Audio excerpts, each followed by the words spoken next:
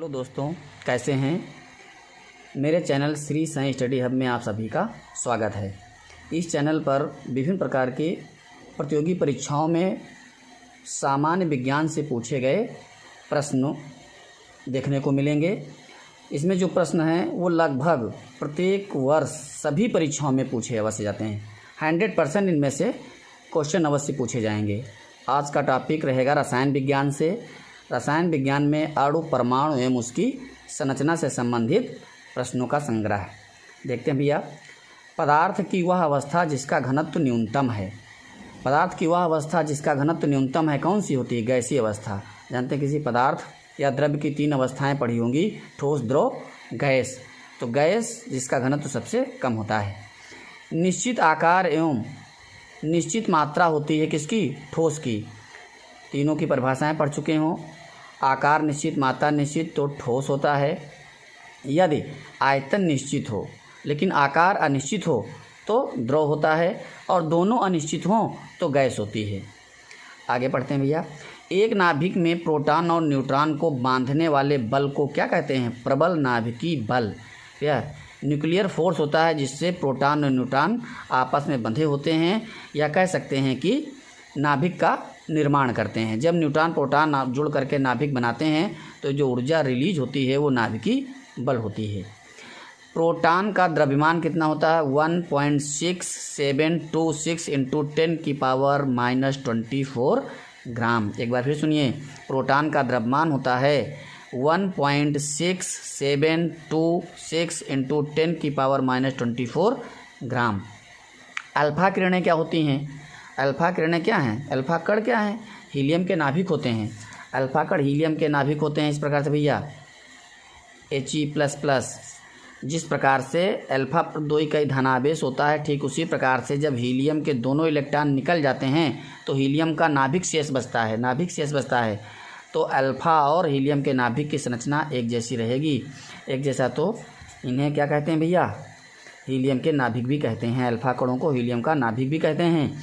द्रव या गैस में निलंबित छोटे कणों की जो टेढ़ी मेढ़ी या जिग-जैग गति है उसे क्या कहते हैं? टेढ़ी मेढ़ी जिग-जैग गति को क्या कहते हैं? ब्राउनी गति कहते हैं।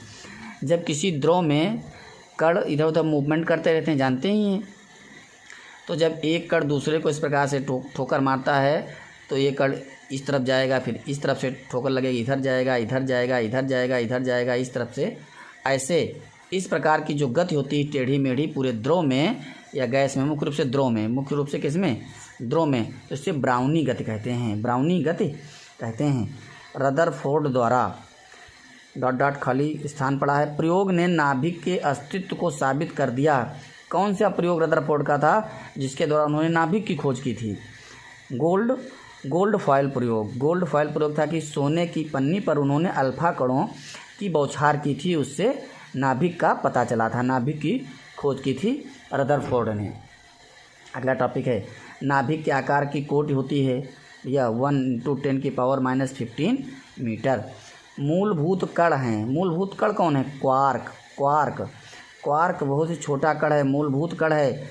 इसी क्वार्क से ही यह प्रोटॉन और न्यूट्रॉन बने होते हैं। अब बात करें हम किसकी? प्रोटॉन और न्यूट्रॉन। प्रोटॉन और न्यूट्रॉन इनका निर्माण भी होता है किससे? क्वार्क से। ये कण भी बनते हैं क्वार्क से। वैसे 3 जोड़े में होते हैं, 6 प्रकार के होते हैं। कौन कौन से होते हैं? एक तो अप डाउन होता है, एक तो टॉप और बॉटम होता है क्वार्क, और एक स्ट्रैंज और चार्म होता है। या इस प्रकार से जो प्रोटॉन न्यूट्रॉन का निर्माण करते हैं क्वार्क को अप डाउन होते हैं। अप डाउन क्वार्क से प्रोटॉन और न्यूट्रॉन बने होते हैं। तो ये मूलभूत कण हैं क्वार्क, इनसे प्रोटॉन और न्यूट्रॉन बनते हैं। एक नाभिकीय गुण है रेडियोधर्मिता। नाभिकीय गुण है, जानते हैं नाभिक का गुण है। पदार्थ का लघुत्तम कण जिसमें मुक्त अस्तित्व की क्षमता होती है वह होता है कौन? अणु। पदार्थ का सबसे छोटा रूप है जो मुक्त अवस्था में रह सकता है। भैया अणु ही तो है जो मुक्त अवस्था में रह सकता है। परमाणु छोटे होते हैं लेकिन वो अभिक्रिया में भाग ले सकते हैं, स्वतंत्र अवस्था में नहीं रह सकते हैं। आप क्रिया करके अणु बना सकते हैं। स्वतंत्र अवस्था में परमाणु नहीं रहते हैं, लेकिन अणु स्वतंत्र अवस्था में रहते हैं, स्वतंत्र अवस्था में रहते हैं। अगला टॉपिक है ऐसे परमाणु जिनमें प्रोटॉनों की संख्या समान होती है परंतु न्यूट्रॉनों की संख्या भिन्न भिन्न होती है, क्या कहलाते हैं? समस्थानिक कहलाते हैं। समस्थानिकों में प्रोटॉनों की संख्या समान, भाई प्रोटॉन समान अर्थात परमाणु क्रमांक समान। परमाणु क्रमांक या एटॉमिक नंबर जिनका समान होता है वो समस्थानिक होते हैं, और एटॉमिक नंबर प्रोटॉनों की संख्या को व्यक्त करते हैं। एटॉमिक नंबर और प्रोटॉनों की संख्या बराबर होती है, तो हम ये भी कह सकते हैं प्रोटॉनों की संख्या समान, न्यूट्रॉनों की संख्या भिन्न, समस्थानिक होंगे, आइसोटॉप्स होंगे। या परमाणु क्रमांक समान लेकिन परमाणु भार भिन्न, समस्थानिक होते हैं, आइसोटॉप्स होते हैं। प्रतिकण युग्म क्या है भैया? ये एंटी कण क्या हैं? एंटी पार्टिकल्स क्या हैं? इलेक्ट्रॉन और पॉजिट्रॉन। इलेक्ट्रॉन और पॉजिट्रॉन एक दूसरे के एंटी हैं, एंटी कण हैं। न्यूट्रॉन का आविष्कार किसने किया था? न्यूट्रॉन की खोज के बारे में करा चैडविक ने। बाकी भी आप जानते हैं इलेक्ट्रॉन, प्रोटॉन और न्यूट्रॉन। इलेक्ट्रॉन के लिए थॉम्सन, प्रोटॉन रदरफोर्ड और न्यूट्रॉन चैडविक। वैसे जानते हैं जब इलेक्ट्रॉन के लिए, या सीधे कह सकते हैं जब कैथोड किरणों की खोज की जा रही थी उस समय जो है गोल्डस्टेन वगैरह ने प्रयोग किया था, लेकिन इसका श्रेय जाता है थॉम्सन को। इलेक्ट्रॉन की खोज थॉम्सन ने, प्रोटॉन की खोज रदरफोर्ड ने और न्यूट्रॉन की खोज चैडविक ने की। एक अणु परमाणु कण नहीं है। एक अणु परमाणु कण नहीं, कौन? ड्यूट्रॉन एक अणु नहीं, ड्यूट्रॉन है। ये ड्यूट्रॉन क्या है? ड्यूटेरियम है, हाइड्रोजन का एक समस्थानिक है। हाइड्रोजन का एक समस्थानिक ये भी तो है।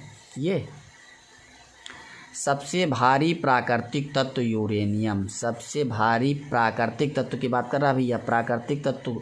सबसे भारी प्राकृतिक तत्व कौन सा? यूरेनियम। या इसी प्रकार से यदि चैनल अच्छा लग रहा है, अच्छे अच्छे प्रश्नों का संग्रह मिल रहा है, तो चैनल को लाइक करें, शेयर करें और सब्सक्राइब करें। सभी प्रकार की प्रतियोगी परीक्षाओं से संबंधित क्वेश्चन इस पर मिलेंगे। साइंस के क्वेश्चन मिलते रहेंगे। धन्यवाद।